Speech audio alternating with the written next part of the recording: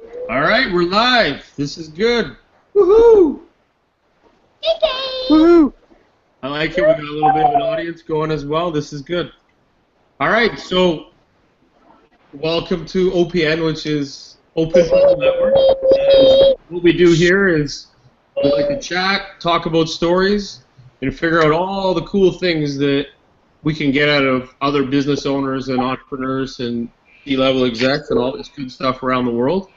And today we have a couple of great people that I'm going to let them all introduce themselves, but when they do, they have to tell us one thing about themselves that nobody else would know while you're introducing yourself. So take a sec, think about it, and it has to be something fun and cool. I've been using the same one because it's easy to remember and because I'm putting myself on the spot. But as an example would be, my name is Jeffrey. I'm CEO of Harbour Communications. And one thing about me is I can hold my breath underwater for 2.5 minutes.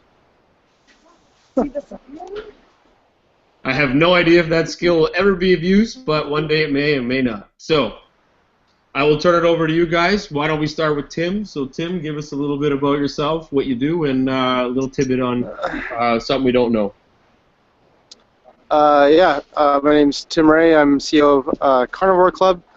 Carnivore Club is the world's first charcuterie of the month club, operating in the subscription e-commerce space. And something about me that you don't know is that I grew up in a family of dairy farmers, and I can milk a cow like like a pro. That's awesome. All right, Bohdan, you're up. Okay, great. I'm an operational CTO at a company called Mercatus, which I commonly quip is a Shopify for grocers. In my spare time, I'm also an active advisor in several companies in the Toronto tech scene, including Kick, Firepinch, Dead Barbecue, and others. And most recently, I've also co-founded a company called Partain, which allows you to scale your company culture based on the best people in your team with 2 co-founders. And let's see, Jeffrey took mine, so I'll have to think of something new. Oh, right. I've been in a feature film as a gun runner, and the feature film is called Statutory Violence 2. That's amazing. I'm looking that movie up. I had no idea. That's amazing. Awesome. Love it. All right, Matt, you're up. All right, guys. I'm Matt Partain. I'm a sales trainer. I'm a legacy leader and author. And one fun fact about me, I can actually count to 10 in 5 different languages. Completely useless talent. I like it. Not a bad thing. You never know when you'll be able to use that in any different country. There you go. Or someone puts you on the spot. Very cool. All right, so today we're talking about failing forward to success and then lessons in business learned. So the key to really what the topic is, and I'm sure we can all guess and understand, but I think the key for us is that, or for the audience and people that would be viewing this, is that in business, nothing is always 100% sure, that there's always going to be something that can fail. And what do we do with that, and how do we take that and move it forward to something that's going to be beneficial to ourselves to go into the next business? And it doesn't have to be a failed business. It could be a failed product, something that you've done in the past that has allowed you to kind of learn from that and move forward. And I know there's always going to be a lot of things that you thought about and said, well, you know what, if I would have done this better, maybe I wouldn't have lost my shirt or $1 million or had to fold the company, whatever that might be. And those are the things that we're kind of trying to explore. And I think you guys have some great stories, and this is kind of where I wanted to dive in. So I think I want to start with maybe with Tim and say, Tim, what is something that in some of your past business experience, the story that you can kind of kick it off with that might give us an idea of the things that helped you evolve in business where you are today?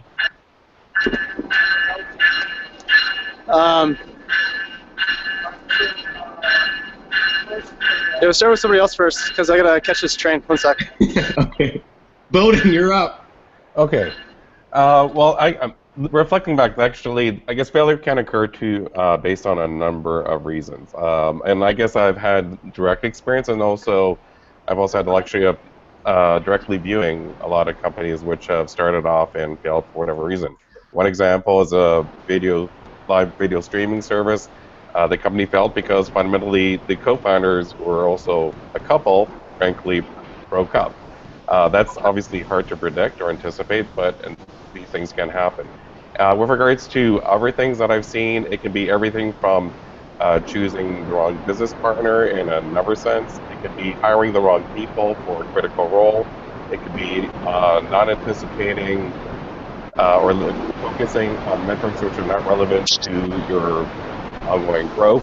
The key is really, I guess one thing I've found is as I've sort of tested myself at each point in time or observed these things, I've tried to learn from it and either try and avoid it, or try and really just work past these issues based on any advanced signals or metrics I can get. Okay, so when you were going through this, did you find that it was just more of a conflict between business partners, or what kind of caused that first business to go down, and that learn that you took from that? What did that set kind of in a path for you going forward in the next business? I guess one thing I've learned, I guess I've referred to this in some of the presentations I've done, is there are really two things I look for when I work with people or hire people. It doesn't really matter. One is, a common set of values and beliefs. In your case, common sense. Do we share the same standards in terms of the way we act or the way they believe? The other thing is really the same degree of self-interest. And the reason is, if those things don't collude or are there in some integral finite sense, basically you're just going to be assholes to each other. It's not a question of if, it's always a question of when.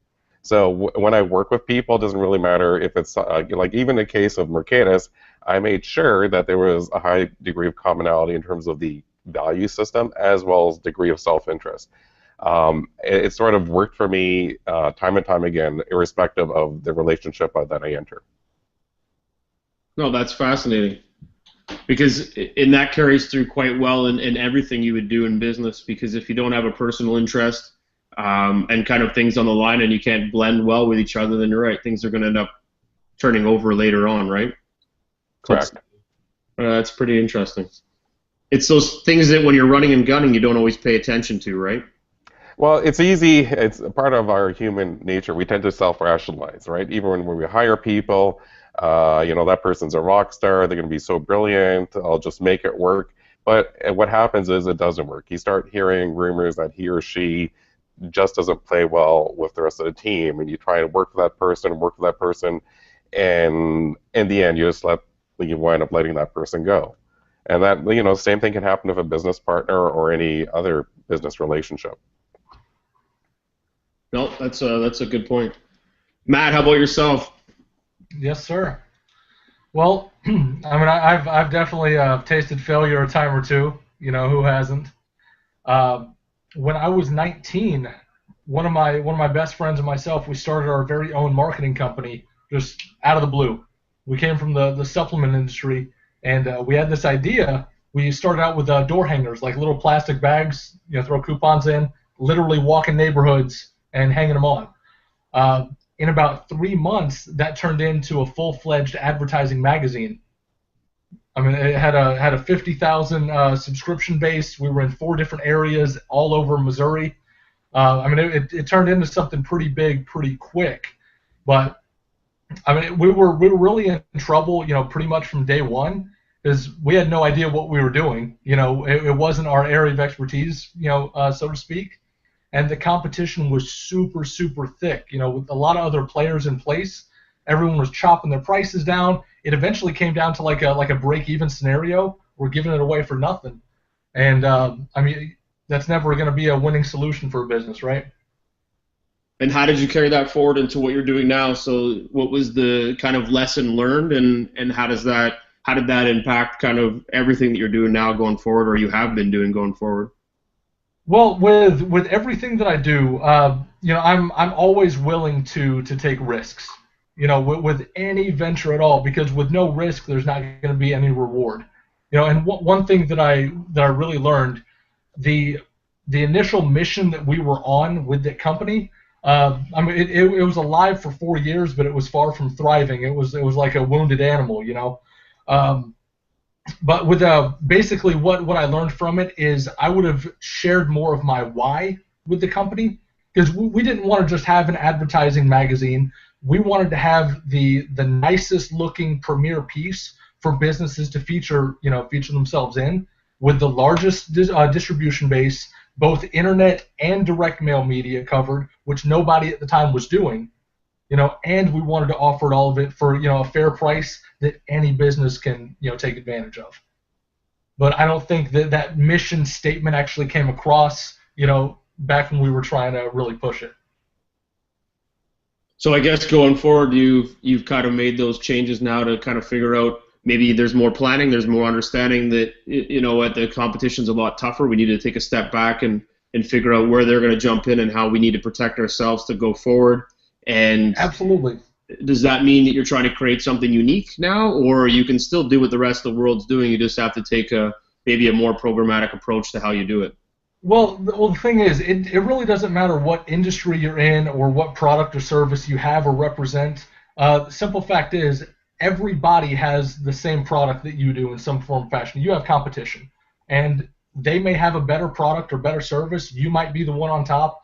The difference maker, the X factor, it's all about you, all the way. It's what are you willing to do that the other guy isn't? When you're sitting in front of a prospect, why should they listen to you? Why would they want to do business with you as opposed to going next door?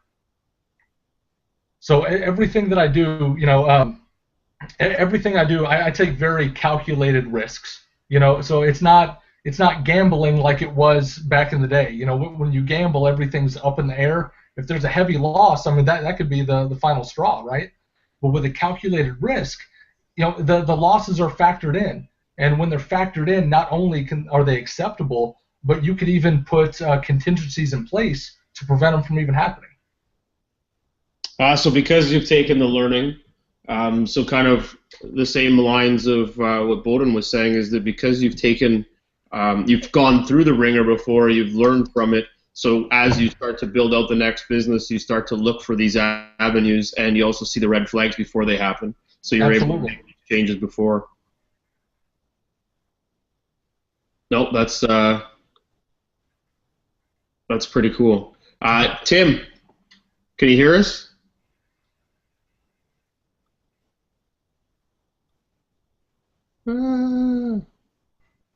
Sorry.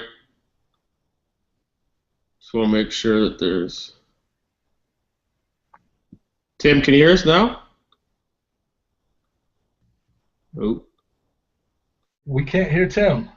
Hold on.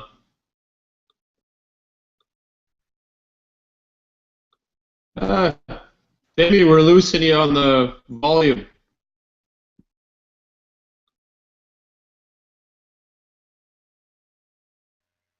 Tim, we're going to have to... I think he's muted. Drop and come back on, because for some reason we can't hear you.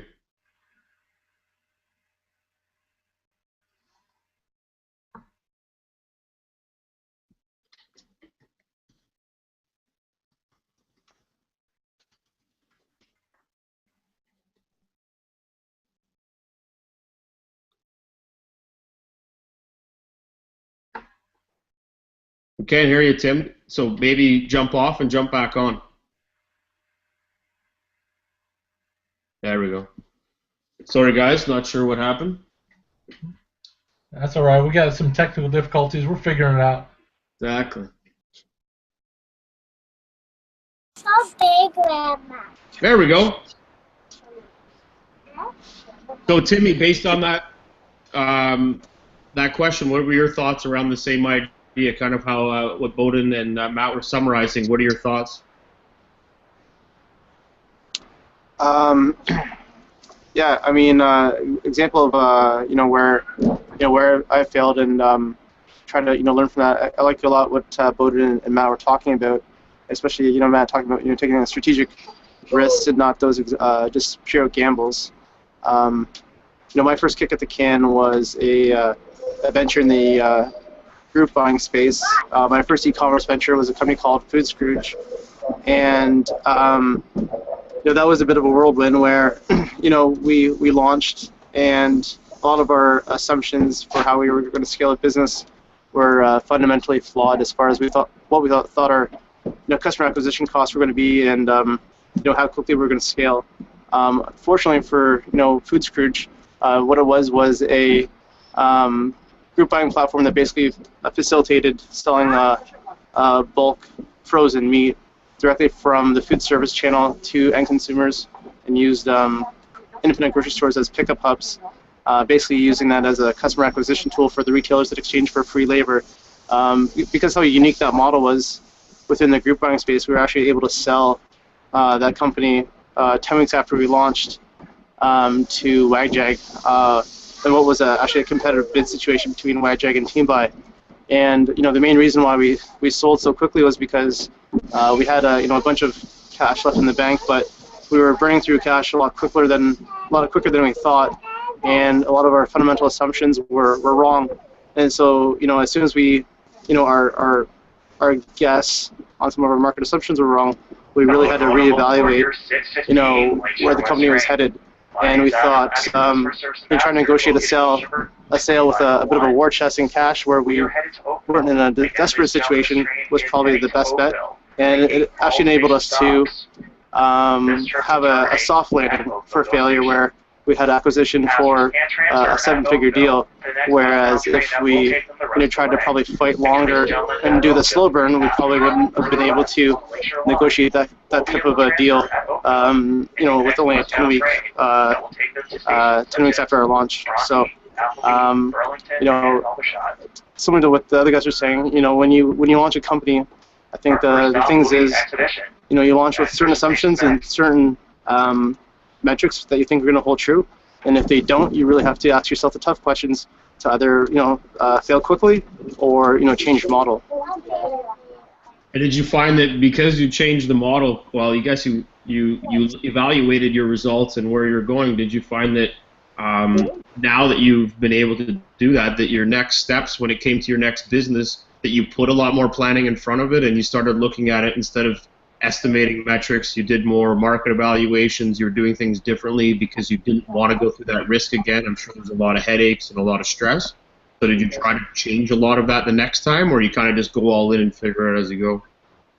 Yeah, I mean, one of the things with a B2C, consumer play is that you're never going to be able to do exhaustive research or analysis to really peg the market and really know exactly how everything's going to unfold.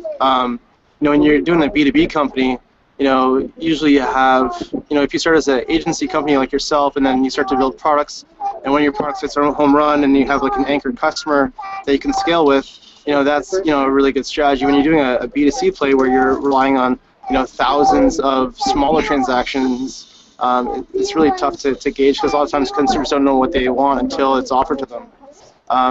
Well, one of the things I look at is saying, we want to get to a certain dollar figure, and what are all the different metrics that we're going to need to get there? So, do we need, 50,000 unique views to our website? What's the conversion rate? What's the click-through rate? All these kinds of things. And, if those are wrong, then let's say half of what we thought it was, now we have to double the top of our funnel and things like that. So, I typically say, how long is it going to take me? What's the quickest route to get to $1 million in any given business that I do? Because I feel like $1 million revenue is that critical mass that you have to pass as quickly as possible in order to get to that break-even point. And I try to look at those 5 or 6 key metrics and trying to play around with doing better or worse on any one of them in order to hit that number. No, that makes sense. So you've created that line in the sand for your business, and you do this in every business, and you did this from the learning of the first one where you were burning a lot of cash, and then you had to obviously make that next step to say, well, we burned this much, it's either in or out. You chose the out, made it a soft landing, and then all the next businesses going forward, you've created that line, and that line is that $1 million line, and you mitigate from there. Yeah, basically, right? And every business is unique, and every entrepreneur is different, and for us, we definitely want to elevate past that, survival startup to like a legit scalable venture. And if you can hit that $1 million mark within your first 18 months of operations, for us, that's our opportunity cost of doing that company versus another opportunity, because there's a million ways to make that $1 million, and it's just picking the ones that are you're most passionate about. For sure. No, that's cool. So, and I'll throw this out at Matt. When you're evaluating kind of now the things that you're doing, do you find yourself, you said you mitigate a lot more, so have you added in this risk element? So you've created this line, and that line says that you can only do X and Y. I only have 3 months before I jump out of the project, or I cancel the project. Money. What are the metrics that you built around ensuring that you don't go through what you did in your first business? Yeah, I mean, some of the metrics that I put in, I mean, what I've found through personal experience and also working with other entrepreneurs and business owners, the biggest misstep is underestimating exactly how much time and energy it's going to take to not only launch a business, but get it to where it's stable enough that you can actually have a platform to grow on. So now whenever I take something on, I go I go full on as much as possible, because this is the way that I feel. If you're not willing to fail, and what I mean by that is turn over every single stone, to try to find that missing piece. If you're not willing to fail, then you're not going to be ready to succeed, because who knows, that next stone could have been that missing piece that you needed to get you on that launching pad. But a lot of people, they underestimate, then they get in trouble, and then they end up giving up, when they had everything inside of them all along. You know what I mean? So it's really just underestimating the resources that you have and the energy that it's going to take. So now it's whatever my metrics are, whatever my estimations are, let's go ahead and double, triple, or even quadruple them, and that'll be the new minimum that we go after. Because if it's not going to work in the worst case scenario, it won't work in the best case. So if you created that using a timeline and a financial line, is there something that says that 6 months is my new norm, and if I can't do it in 6 months, that's when it's time to get out? Well, I put myself under a big time crunch, because procrastination is something that can get the better of all of us. And if you don't put an exact deadline on something, then you're never going to launch it to give it a chance to actually grow, right? Because a lot of people, I'm my own worst critic. I know that. I was, take my book for example. I was writing it for 8 months, and I would go through writing page after page and then hit the delete button on it. Well, I finally sat down, and in 5 days I wrote the entire book. Because I'm done procrastinating. I'm gonna just sit down, lock in, and get this thing taken care of. Because once it's out there, you can always modify, right? You can always make changes and you can tweak it. But if you never get it out, if you never take the action, you're never gonna get the result. So the first thing that I do, it's not so much of a deadline of like an expiration date, like I'm gonna jump ship. It's I need to get going as big, hard, and as fast as I can right here and right now, and then we can tweak it along the way. So you're iterating on it. Bohdan, what are your thoughts? You've probably gone through that a bunch of times too, and had to set some goals in the new business. So is that all because of what you went through in the past, or this is all net new and working with the way tech works now? How are you seeing that?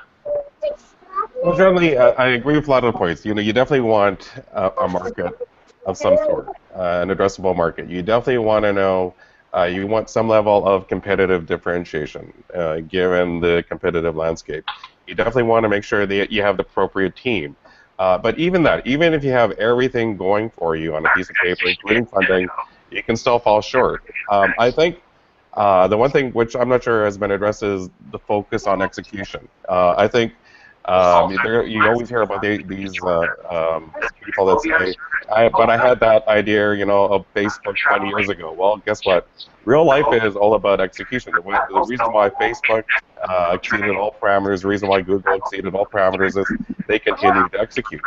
And looking even at the first year of Forte, the company I co-founded with 2 co-founders, Forte has evolved into something, in terms of the complete feature set, into something very different than even I would have anticipated a year ago, largely because we've listened. We've executed very quickly. We've tested very quickly. And we've also listened to our client base saying, how about this feature? Let's see how they actually use the feature. Do they like the feature?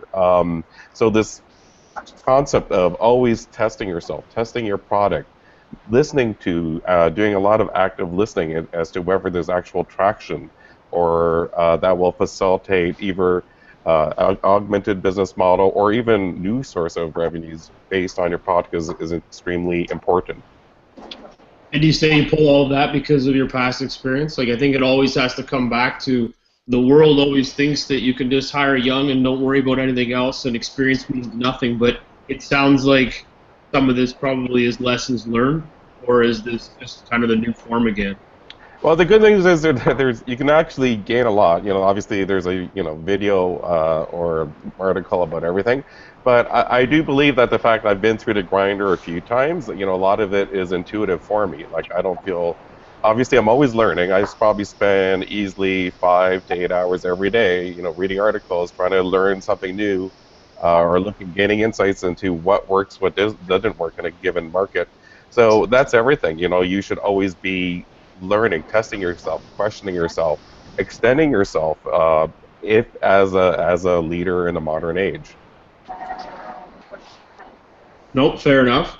And Tim, when you're going through all these changes for the new business, did you find yourself iterating as well, dropping the product and just iterating on it, or was it strictly I'm mitigating risk as much as I can, I've gone through that, I'm not doing it again, and this is how I'm going to move forward?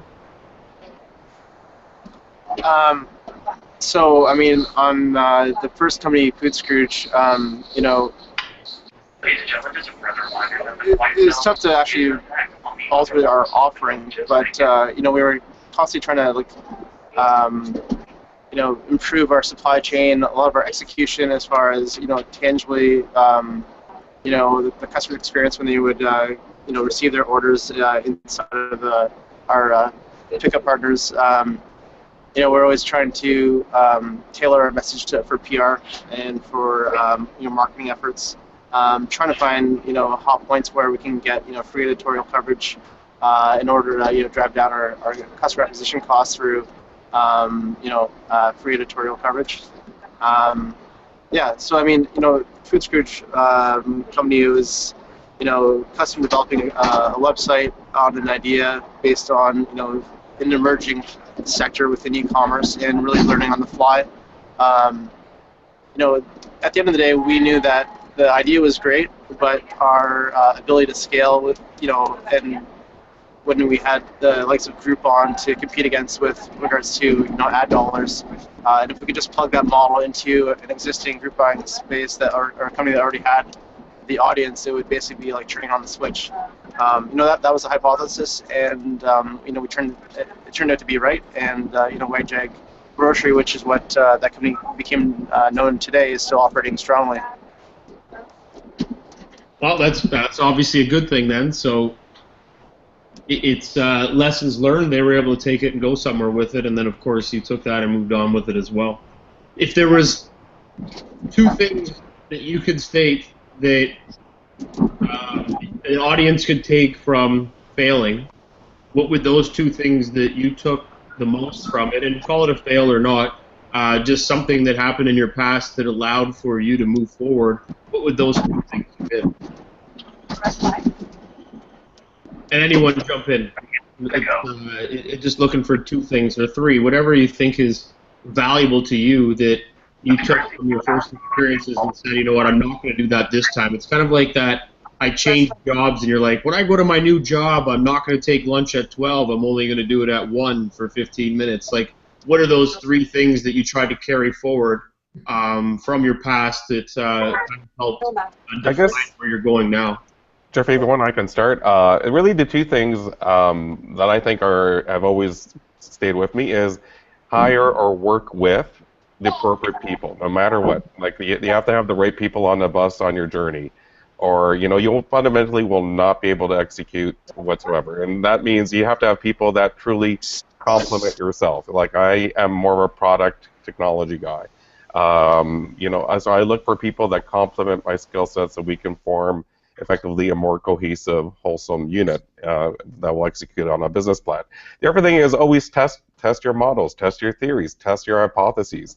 I always commonly quip that the best product manager on the planet is right 50% of the time. So the sooner you can bring a hypothesis or product to market and test your theory via whatever form, the more insight and information that you will get back in terms of feedback that you can modify to either amend the product, service, and or the business model, if that's what it takes. I like it. I love that. Yeah. Matt, go ahead, man. Yeah. The things that I've learned that I always carry forward is I was never okay with trying to hit quotas, working for people and being compared to the guy that was next to me. So one thing that I strive for is not to be judged by the standard that other people have, but to become the standard by which everyone else is judged. Everybody has a different starting point as far as their skill set, their knowledge, their experience, so on and so forth. But one thing that can't be necessarily taught is just sheer work ethic. When I'm stacked against somebody, I will not be outworked no matter what. I will not be outperformed, even if I am the low man on the totem pole, so to speak. You're not going to outwork me. So no matter what, my work ethic's going to be higher, and my knowledge and experience, that's going to come over time. When you put those three things together, you're going to be absolutely unstoppable in any area that you tend to go. I like it. I like that. Be the standard, right? So if you're being the standard and you're hiring the right people that fit in the mix, Mm-hmm. And you're working through their test models quickly, and you have a hard work ethic, that sounds like a good summary of things that you can do to be successful. Tim, what are your thoughts? Absolutely, and even with your team of people that you're hiring, don't necessarily look for people that are like you. Look for people that can be better than you, people that you can actually reach your hand out, pull them up, and give them a leg up. Strive for that greatness all the way around. If you've got that winning team with you, like Bohdan was saying, there's no way that you're going to be stopped. I like it. Timmy, what are your thoughts? We lost you again, Tim. You might have to drop off and come back on.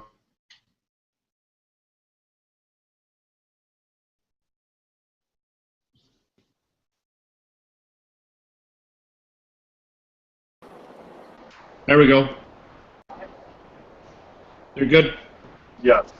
So, can you hear me? like I said, Yeah, I think that a couple of things that regarding failure that kind of guide me is I try to make sure that I don't get what they call paralysis by analysis. I try not to overthink things. Try to let my gut guide me. If I can see the end result, if I can see that product and I can actually see market adoption in my head, then I try to persevere and sort of what Matt said, turn over every stone and try to make it work. But as soon as my own assumptions of how I see that product working or being perceived by the public or the market, if that ever proves untrue or false, then I really try to make sure that I fail fast, so that way you're not wasting your time on something that isn't going to work out. The worst thing I think is to have that slow burn, where you waste 6 months to a year on something that inevitably doesn't work out, when you could be shutting it down and starting on something new that could possibly have better yield. You mentioned something that I think kind of goes into our next question, which I like, is learn to fail fast. You want to explain that? I'm a big fan of not using failure as there's one thing to say to fail too quickly and to fail fast on purpose, And for one quick example, Jeffrey, you know this company that I've been working on for about a year and a half, 2 years now. It was an idea of an e-commerce ecosystem called 1000 Foodies, where we were going to provide e-commerce websites that were going to have overlaying affiliate marketing revenue in between them.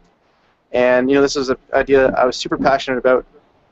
Invested tens of thousands of dollars in, and over the last few months I've realized that I just I don't have my heart in it anymore, and I'm shutting it down. It's a difficult decision, but it's one of those things where just having it on the back burner even isn't helpful, because it's not productive to have something on your books that isn't yielding results.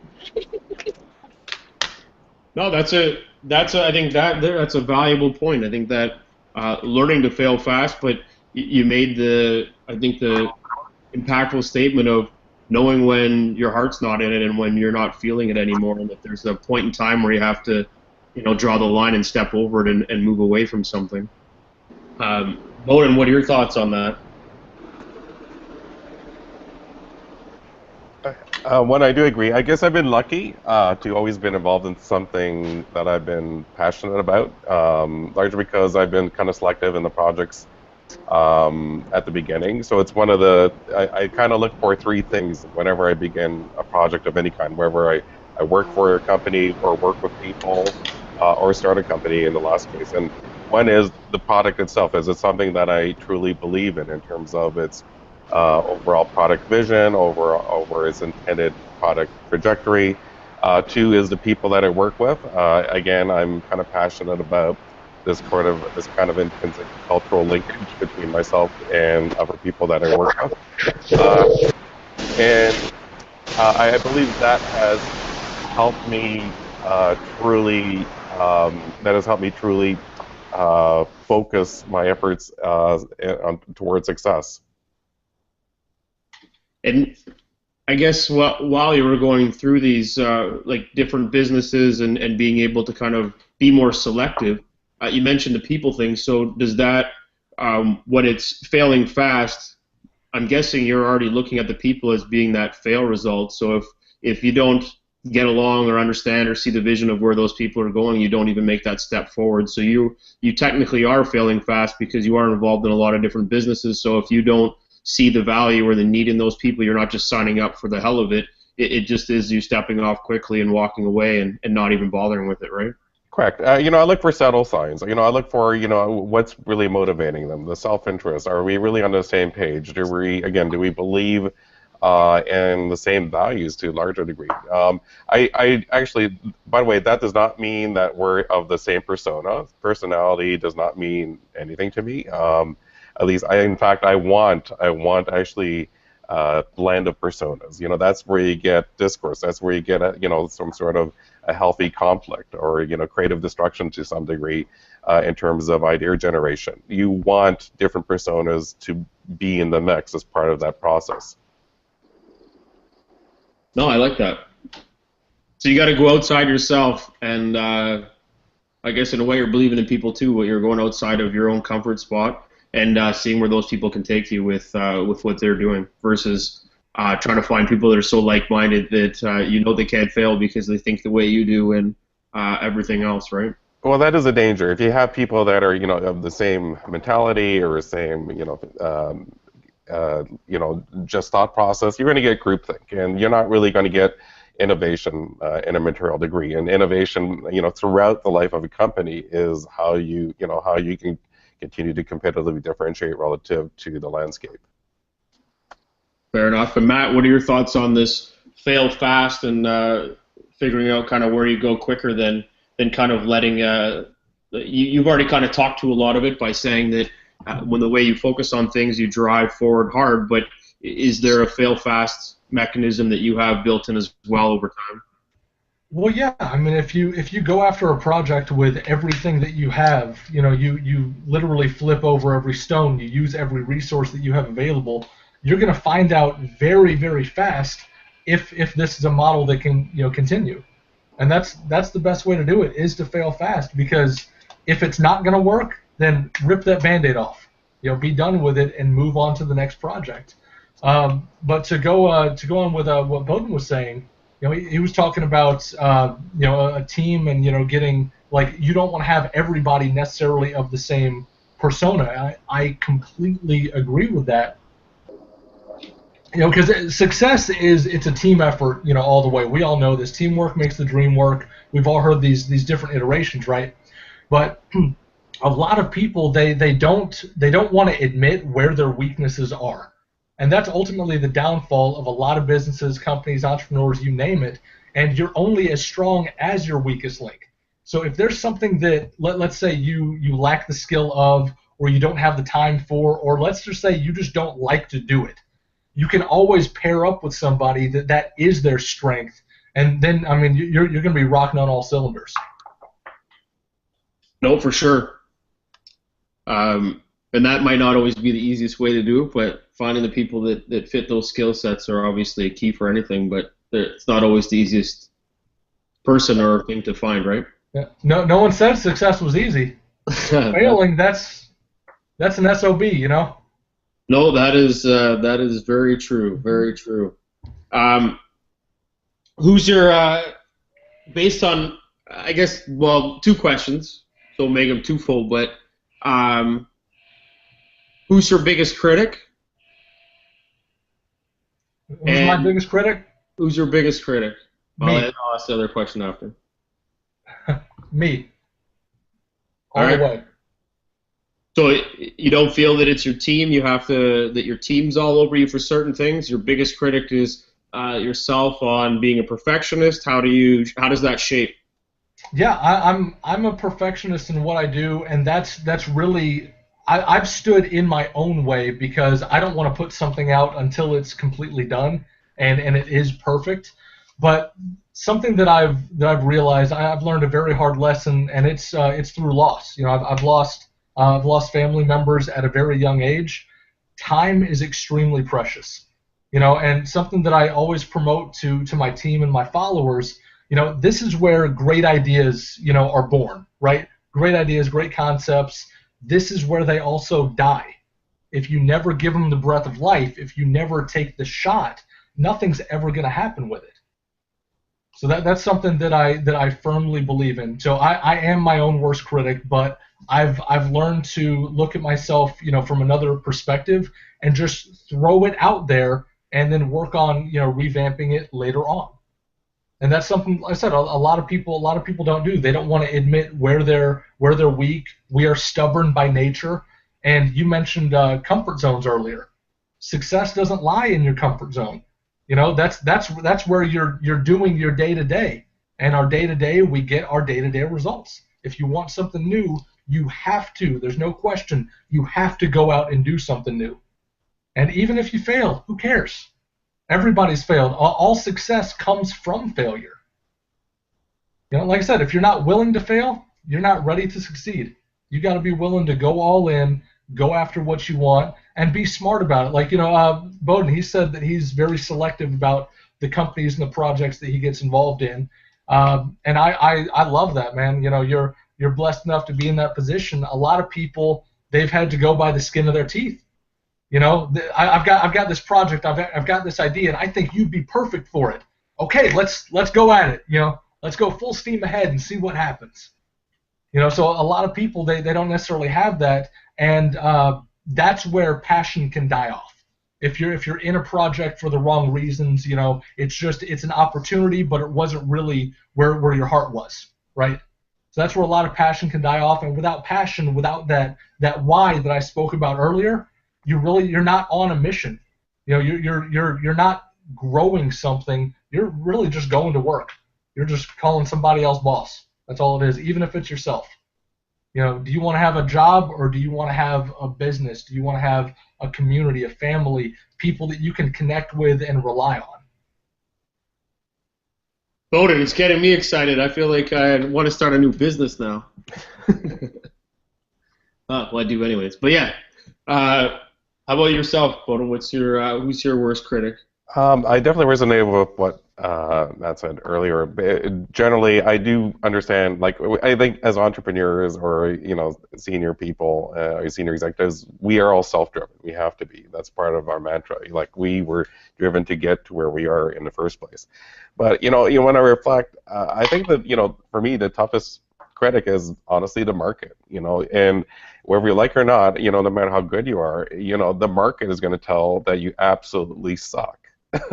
A lot, and not only once, it's going to tell you that you suck virtually daily. And, to have that resiliency to say, okay, I get it, I suck, or my company sucks, but how do I make it suck a bit less? How do I pull that yardstick forward to, pull the company and my team forward? That's tough. You have to have thick skin to be told, no, you're not only you suck, your company sucks. Why did you even waste my time? That is tough to deal with on a continual basis. No, that's true. The critics on anything, I think, that we do, from movie critics to everything through Twitter and everything else, when people get a hold of what they're doing with your business, they can tear it apart or they can support it, right? And it's an unfortunate lesser of the evil, but I think it also helps drive you, right? So it does create your own critic is almost becoming the populace by them telling you that you're doing a bad job and you have to figure out how to mitigate that to improve your skills or improve your business, right? Exactly. Like, and actually, I'm going to go back to my very first pitch for Forte. I was told flat out I was an idiot and how and mispriced their product. And part of me is, you have to start, when you have feedback that's vehement and negative, you have to, it can rock you, and you have to go back.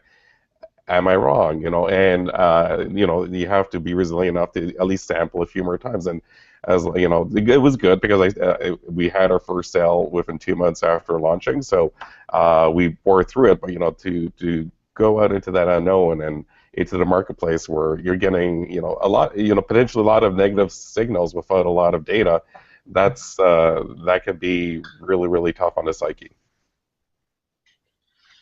That would be huge. No, I think we've all gone through that. And I remember a while back, this was a few years ago, I did this, and I won't remember the name of it, but it was a study or test or something that you did, and it was, I think it was 2 pages, and you had to answer,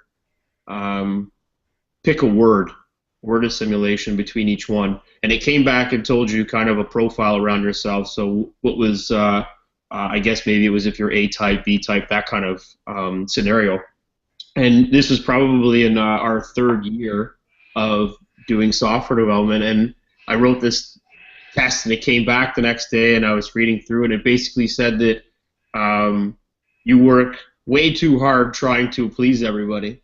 And I was like, oh, but how else do you make things like this work? You kind of have to please people. You're a service business. Everything is about the people. And I guess in a way, you have some people that will tell you right up flat, which is great, and you got to find these people that are going to say, dude, you're doing a shit job, or your business needs to change this way. And you always hear about this hockey stick change and all this stuff once you've made that pivot. But I think realizing that my entire focus of the business was so much on satisfying everybody instead of satisfying just the right businesses that would help us grow. You tried to do it for everybody, and you didn't find that happy medium or that line until you were beat down and just totally squashed, and it was, do I fold, do I walk away, or can I actually reinvigorate this and change what I've been doing, and what is it that caused that? So I can look at different things that have occurred in the past, and I can almost pinpoint where things have shifted to make my mindset say, wait a second, we better pivot now, we better change the way we service, or better change the way we interact, or how our PMs, or something along those lines, to better the business, or we're going to go away of the dodo bird, because people are always going to look for someone else that can service better, right? And you can't put that whole thing on yourself and take that blame. You have to figure out how to distribute that between the team and have them support you as you're going forward. And you both have mentioned that, right? Like, the biggest pieces to your business is depending on your team and letting them make those choices and decisions too as you move forward. So I guess your biggest critic can be yourself, but at the end of the day, you're also going to figure out ways to shuffle that around to your team so that your team can be just as critical of what you're doing as a business, not just yourself, but your business in general, which should also help you pick your game up as well as your clients, right? Yeah, absolutely. I guess that becomes a long-winded way of saying that, yes, we're all our own critics, but as your business grows, so should your team be their critics as well of the business, because they have put their time and energy into it, that everybody should almost be. And you should be able to go back and be able to ask your clients too to criticize your business, because again, you won't grow if you don't get those criticisms. If there was one thing that you could go back and change, and it would improve the business you were in or the business you're going to be in, what would that one thing be?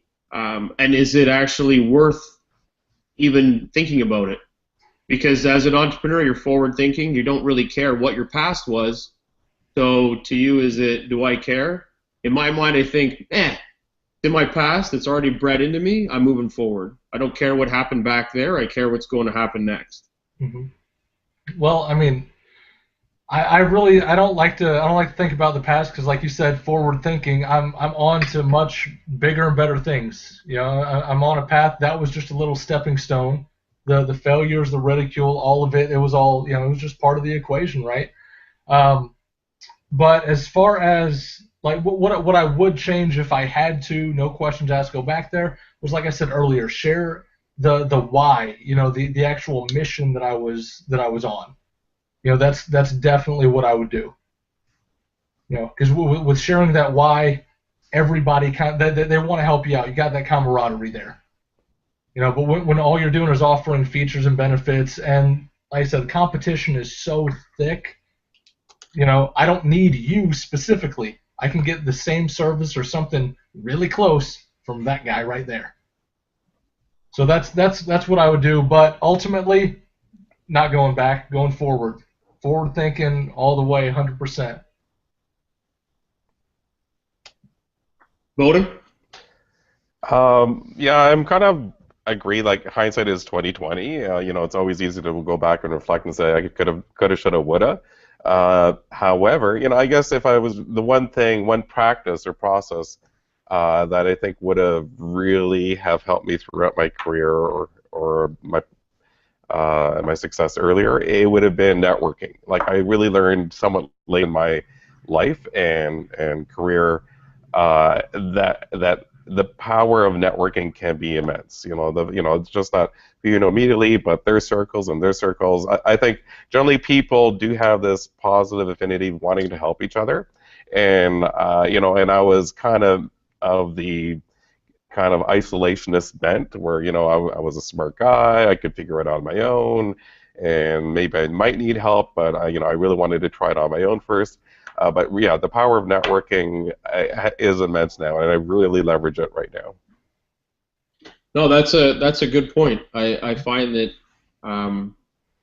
even in my own, in my own world, that the key to anything that I see with a lot of startups and a lot of businesses, and it doesn't matter what level you're at, is that when you are out networking, that everybody has a great story.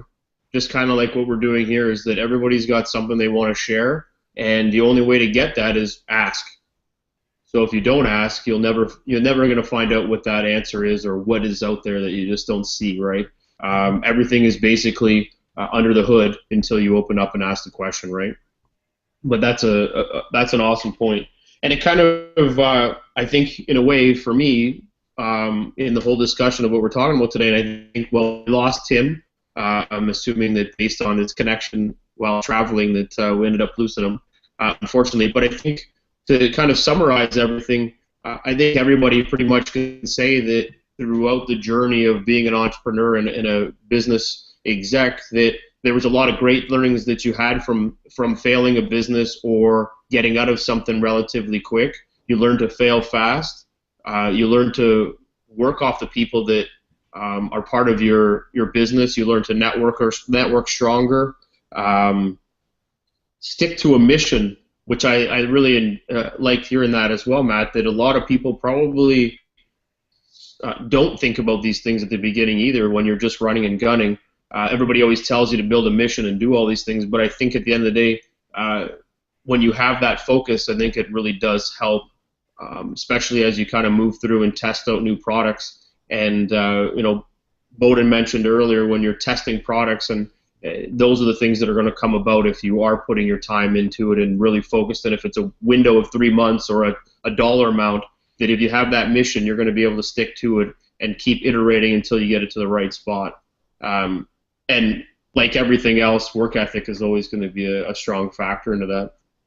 So I guess because we are kind of getting close to the time, and I think there's been a lot of good things that have been shared, which is really cool. Is there any last story that you're like, you know what, I really want to get this story out because it's super cool, and this is what I went through, and it doesn't even have to be around, a lesson learned or a fail. It could be anything, but is there something you guys want to throw out there just to kind of summarize or drop off from where we're at right now? Yeah, I'd like to throw something in. I mean, just since the whole premise of this podcast is, failing forward, failing your way to success. Every single entrepreneur, I believe, has felt the sting of that criticism, that ridicule. And if you haven't, then that means that you're not trying hard enough. If you're not being criticized, you're not making enough noise, you're not taking enough action.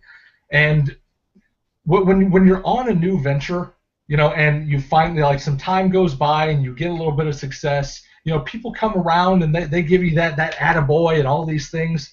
But when you fail, the I told you so's, they can't seem to come fast enough, right? It's something that it's part of the game, but that's what being an entrepreneur, a leader, just somebody that is going after success, that's what it's all about. You've got to be willing to fail.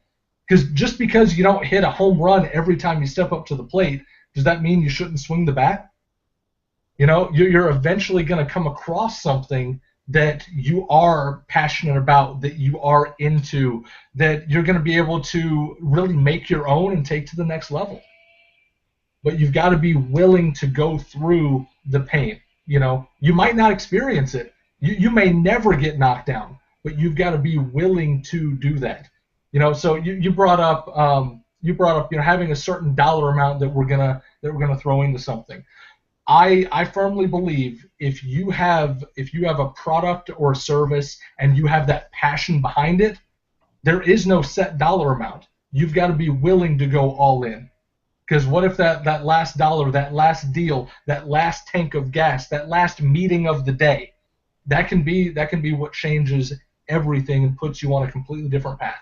And if you're going to fail big. Who cares? You can always get back up and try again. Who cares? I like that. Fail big. Fail big. Fail big. Succeed big. I love it. You know what? It's a tougher way of seeing things, because I think at the end of the day, someone once said, or I think it was Bohdan said earlier that, or no, maybe it was you, Matt. You said you mitigate risk.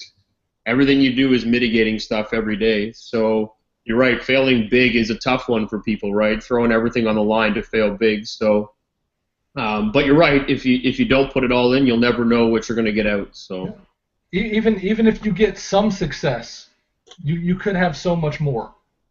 And at the end of the day, you mentioned trying to please everybody. It's about serving people and everything. And 100% it is. So if you had the option, would you rather serve 100 people or 1 million people? Or what about the 7 billion people that we have on this planet, if you had that option? And the big thing that a lot of people don't realize, you do have that option. Go big. Go big, go hard, go fast, fail fast, like we've been talking about. But go big with it, because what if you go big and you're looking to fail fast and you end up tripping along something and succeeding beyond your wildest dreams? What if that happens? That fail big, you said so many people are like worried about it. They're not willing to do it because of that fear, because of a what if. Well, what if you succeed? What if you're the next big thing? What if you're the next Warren Buffett, the next Bill Gates? What if? Yep, for sure. Bohdan, what are you thinking? I guess I'm reflecting again against my career, and I guess the one thing that has served me, perpetually is always the concept of measure twice, cut once on any relationship, on whether it's a business partner, someone I hire, someone I work for, as the case may be, someone I advise. And the other thing is, it's kind of similar to the hire slowly, fire quickly analogy. But as soon as I detect in any way that there's this kind of negative resonance or dissonance, I condition myself to drop that relationship really quickly. And I find just removing that baggage from my life has improved my productivity, my emotional well-being, and by orders of magnitude. Oh, I like that. It sounds like a lot of these things that you both talked about, and Tim as well, is a lot of it comes with maturity. So failing or not, the whole thing comes with the time that you've put into a product, time you put in your business, time you put into life, that you're going to be able to work through these things, and as you get older, you're just going to become more efficient at seeing them and understanding them as they come through, so you're able to react to them faster. So like as you mentioned, as soon as you get a taste of something negative or something that turns, you're going to be gone, and you're going to move away from that, because at the end of the day, you can't see at the light at the end of the tunnel because it's been morphed with bad things or whatever it might be. But at the end of the day, on the other side, Matt's, let's drive, let's go forward, and I'll work my way around it, and if that negative's there, I'll get rid of it and I'll move on to the next thing, but I'm going to drive this thing until I can see that this is as far as I can take it. So I like it. I think there's a lot of valuable information and input that we got, and I appreciate it. I think that was wicked, and I got lots of notes. I don't know if you guys can see this, but I don't even write on paper, but I was like, these things are all good lines, and since I have to write an article after this, I'm like, I don't want to watch this thing 6 times, so I'm going to write down what I can and quote you guys, but I think that's awesome. So I appreciate all your time, and if you guys have any last things you want to throw out, by all means, but yeah, I want to thank you guys. That was awesome. Hey, thank you, Jeffrey. One last thing I want to throw out is, whatever you want to do, guys, if you even have the slightest thought in your head, take action with it. Don't let the dream die up here. If you got that little spark of entrepreneur in you, throw some napalm on it and try to turn it into a blaze of success. Do something with it. Because who knows what's going to happen. There's that big what if. Take action, do something great, and who knows what you can achieve. No, I like it. I actually also like that advice. I guess I started my career, I guess I didn't mention this, but I started my life in the most anti-entrepreneurial entity known to mankind, which is Bell Canada. And I didn't realize, actually I always knew there was something wrong with me in that picture until I started working in my first startup, a young wireless carrier called ClearNet at the time, which was later acquired by TELUS for $6.7 billion. But that was an eye-opener to me. The fact that I had real accountability, real responsibility, the fact I could actually get stuff done. And I never looked back. So I've been slowly winding away from the complete opposite of entrepreneurship into now co-founding a company finally. No, that's awesome. Yeah.